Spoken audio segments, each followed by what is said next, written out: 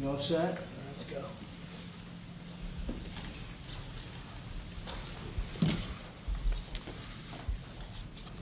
Thank you very much. This is very exciting, what we're doing. I want to thank everybody for being here, and I want to thank this group of people. They're incredible people.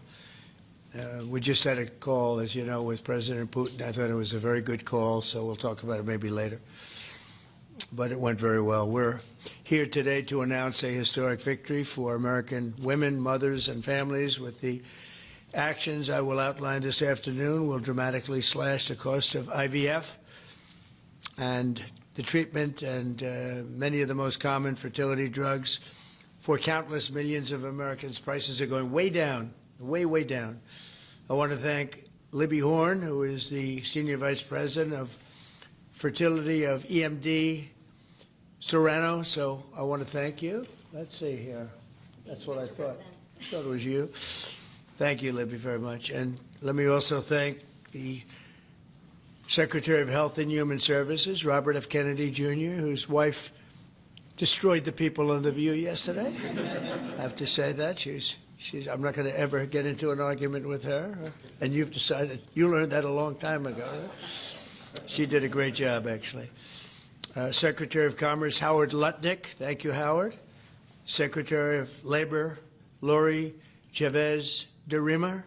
Thanks, Lori. Howard, thanks.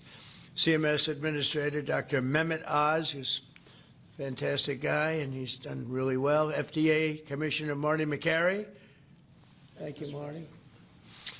Senator Katie Britt, who got me started with this whole thing when she called up to say there was a bad ruling by a judge, right? We got to do something, sir, and we did it very quickly. Probably in 24 hours it was done. Congressman Richard Hudson, a great guy, and his wife Renee. Richard, hi, Richard. And Advocate Samantha Bush, who's a very respected person. For years, American couples struggling with infertility have faced crushing costs in their quest to start a family, and IVF is among the most expensive treatments of all. A single round of IVF in the United States can cost up to $25,000, can actually go a lot higher than that, and many couples require multiple rounds for a successful pregnancy. A major reason for these high prices is the excessive cost of the drugs involved. The number one fertility drug used in IVF is currently 700% more expensive in the United States than the rest of the world. And you know, we're ending all of that. It's called favored nations, and we're ending it, and we're ending it pretty fast. Nobody thought we'd be able to do it, and we've done it. Drugs are going to come down. Drug prices are coming down. 400%, 200%, 600%, numbers that nobody's ever seen before. Great for Medicare, Medicaid, even Social Security. Great for everything, I think, Dr. Oz. So it's something that's, to me, it's very exciting. I'm bugging him and Bobby all the time. How are we doing with that? And we're doing really good, Bobby. Right? It's really going good. Other countries are agreeing to it, because if they don't, we put tariffs on them, and then they agree. So it's amazing. It's amazing how that worked out. But as an example, in London, you'd buy a certain drug for $130, and even less than that, I guess, $88 as of a count a month ago. And in New York, you pay $1,300 for the same thing. So now we're going to be paying, instead of $1,300, you'll be paying about $150. And they'll be paying $150 too. We're going to pay the same thing. Favored nations. It's beautiful. It's a beautiful thing. And we've been ripped off by the whole world for a long period of time. One of the most popular fertility drug regimens costs over $5,000 per cycle, as an example. Wow. Largely as a result of these unsustainable prices, 70% of the employers do not offer insurance that covers IVF. Therefore, most couples with fertility challenges are paying these costs entirely out of their own pockets, which is not really possible to do. Oh, look who we have. Look at that, the great Maria Bartiromo. I didn't know. Did you get put into the regular pool pack? That's very good. Yeah, that's good. Nice to see you. I'm doing an interview with her in a little while. In the Trump administration, we want to make it easier for all couples to have babies, raise children, and start the families they've always dreamed about. That's why today I'm pleased to announce that after extensive negotiations, EMD Serrano, the largest fertility drug manufacturer in the world, has agreed to provide massive discounts to all fertility drugs they sell in the United States, including the most popular drug of all, the IVF drug, Gonal-F. So it's Gonal-F. Is that a proper pronunciation? Very Close well enough, done. right? Very well done. Gonal-F. As part of this agreement, EMD Serrano will list their fertility drugs online at trumprx.gov at very, very heavily reduced prices, prices that you won't even believe. And ultimately, that's because of the favored nations. In addition, the FDA will be working with the company to expedite review and approval of another common fertility IVF drug, and currently it's selling in Europe. It's Pergoveris. And that's a sounding nice name. Pergoveris. Why can't you name them nice, simple names? Nice, easy names. Doesn't matter. If it works, that's all we care about, right?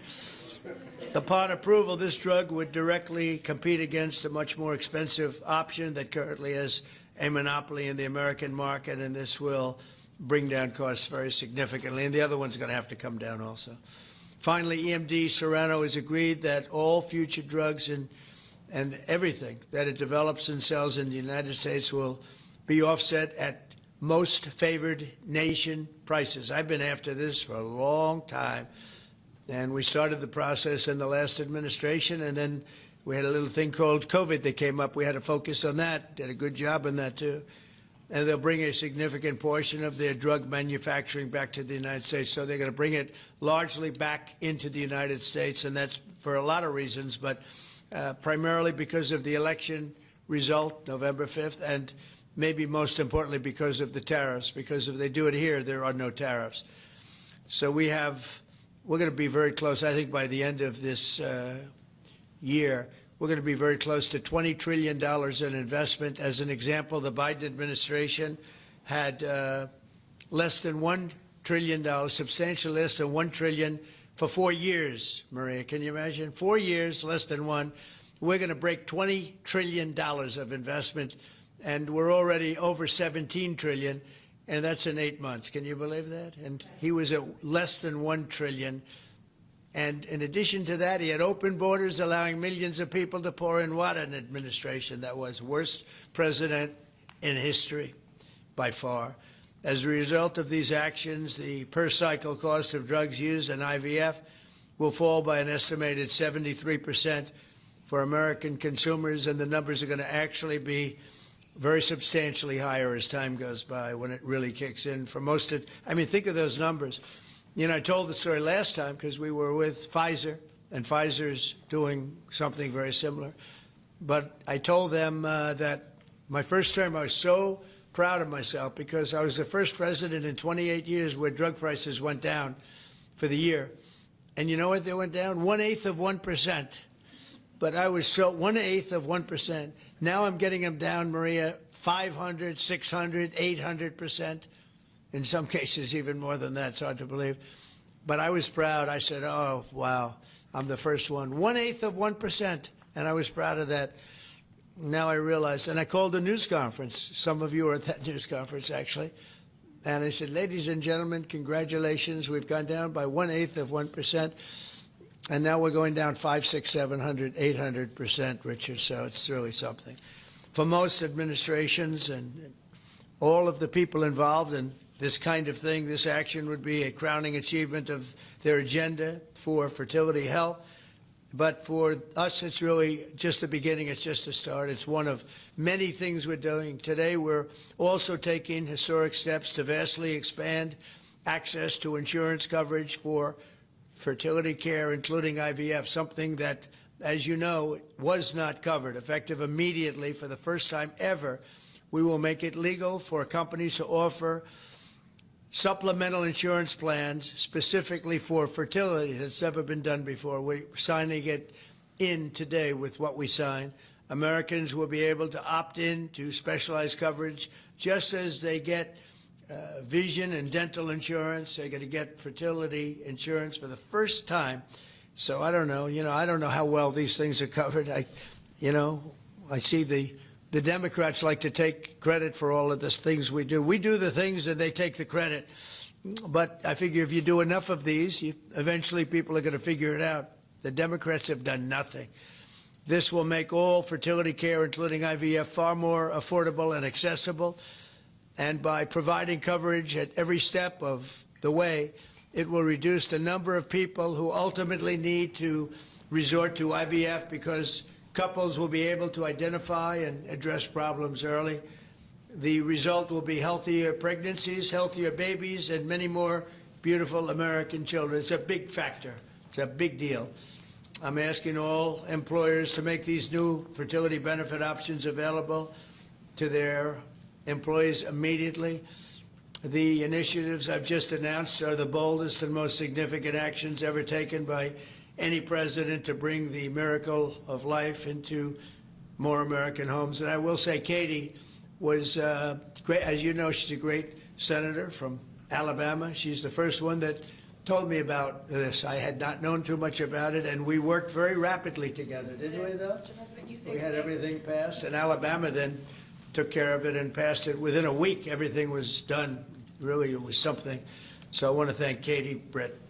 There's no deeper happiness and joy of raising children, and now millions of Americans struggling with infertility will have a new chance to share the greatest experience of them all. So I'd like to thank all of the people that are here, and I think we'll start with Dr. Oz and Ms. Horn. We'll go through the list and we'll listen. And yesterday I did this, and I stood for about an hour and a half as people spoke. And I said, this time I'm sitting right there, and I'm going to watch you.